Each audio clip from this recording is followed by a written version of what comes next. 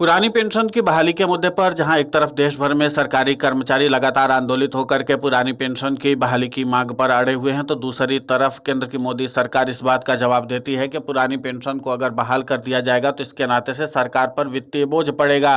लेकिन इन सब के बीच में भारत के पूर्व उपराष्ट्रपति जगदीप धनखड़ ने राजस्थान की विधानसभा को बाकायदा पत्र लिख करके अपनी विधायक वाली पेंशन को बहाल करने की मांग की है और इसी के नाते से पुरानी पेंशन की बहाली के मुद्दे पर आंदोलित सरकारी कर्मचारियों और उनके प्रतिनिधियों ने सवाल उठाया है कि आखिर जब भारत के पूर्व उपराष्ट्रपति पुरानी पेंशन की बहाली की मांग कर सकते हैं, यानी कि जो उनको पेंशन मिलती है उसकी मांग कर सकते हैं, तो फिर सरकारी कर्मचारियों की पेंशन को देने में आखिर दिक्कत क्या आ रही है। और जब पुरानी पेंशन की बहाली के मुद्दे पर विपक्षी दलों के सांसद राज्यसभा में इस मुद्दे को उठाने की कोशिश करते थे, तो यही उपराष्ट्रपति सरकारी कर्मचारियों की पुरानी पेंशन के मुद्दे को उठाने से रोकने की कोशिश भी करते थे।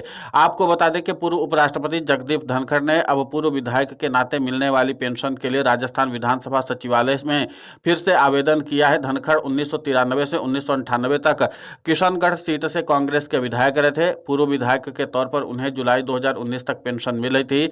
जुलाई 2019 में पश्चिम बंगाल के राज्यपाल बनने के बाद पेंशन बंद हो गई थी। अब उपराष्ट्रपति पद से हटने के बाद उन्होंने पूर्व विधायक के नाते फिर से आवेदन किया है। धनखड़ ने 21 जुलाई को उपराष्ट्रपति पद से अचानक इस्तीफा दे दिया था। विधानसभा सचिवालय ने धनखड़ की पेंशन आवेदन पर प्रक्रिया शुरू कर दी है। उन्हें उपराष्ट्रपति पद से इस्तीफा मंजूर होने की तारीख से पूर्व विधायक की पेंशन मिलनी शुरू हो जाएगी।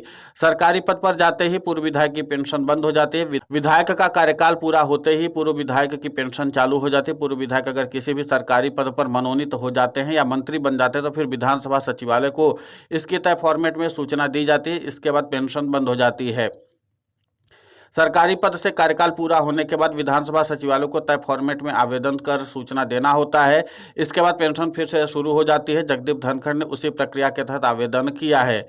जगदीप धनखड़ को पूर्व उपराष्ट्रपति, पूर्व सांसद और पूर्व विधायक की पेंशन मिलेगी। जगदीप धनखड़ को तीन तरह पूर्व उपराष्ट्रपति, पूर्व सांसद, पूर्व विधायक की पेंशन मिलेगी। पूर्व राज्यपाल की पेंशन नहीं मिलती, इसलिए धनखड़ को भी पूर्व राज्यपाल की हैसियत से पेंशन नहीं मिलेगी। लेकिन इसके अलावा अगर बात करें तो पूर्व विधायक को 35,000 रुपये पेंशन महीना मिलती है। पेंशन हर टर्म के हिसाब से बढ़ती रहती है। 5 साल के बाद जो जितनी बार विधायक रहा है उसे 5 साल के हर टर्म में प्रति माह 1,600 रुपये जोड़ते हुए अतिरिक्त पेंशन मिलती है। एक बार के विधायक को 35,000, 2 बार के विधायक को 42,000 रुपये, 3 बार के विधायक को 50,000 रुपये की पेंशन मिलती है। अगर पूर्व विधायक ने 70 साल की उम्र पार कर ली हो तो पेंशन में 20% का इजाफा हो जाता है। धनखड़ को पूर्व विधायक के तौर पर 42,000 रुपये की पेंशन मिलेगी। धनखड़ एक बार विधायक रहे हैं, उम्र 75 साल है, ऐसे में 20% ज्यादा पेंशन मिलेगी। उन्हें 35,000 प्रतिमाह में 20% जोड़कर पेंशन मिलेगी। ये पेंशन 42,000 रुपये होगी। धनखड़ को 3 पेंशन हर महीने करीब 2,73,000 रुपये मिलेगी। यानी कि धनखड़ को पूर्व उपराष्ट्रपति के तौर पर करीब 2 लाख रुपए महीने की पेंशन मिलेगी। पूर्व विधायक के तौर पर 42,000 रुपये और पूर्व सांसद के तौर पर 31,000 रुपये हर महीना पेंशन मिलेगी। इस तरह तीनों पेंशन मिलाकर उन्हें 2,73,000 रुपये हर महीना मिलेगी। आपको बता दें कि 40 दिनों के मौन रहने के बाद उपराष्ट्रपति ने अपना पत्र लिख करके इस तरीके की जानकारी राजस्थान विधानसभा सचिवालय को भेजा है और उसके बाद अब प्रक्रिया शुरू हो चुकी है।